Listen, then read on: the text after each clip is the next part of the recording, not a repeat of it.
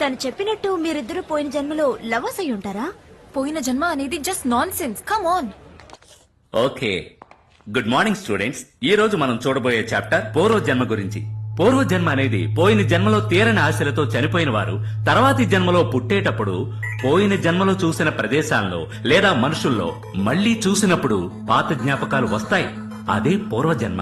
Sir, నిన్న తనతో ఒకడు వచ్చి నేను పూర్వజన్మలో లవ్ చేశానని చెప్పేళ్ళాడు సార్. అలాగా? సార్, వాడు నాతో లవ్ ప్రపోజ్ చేయడానికి పూర్వజన్మని అబద్ధం చెప్పాడు.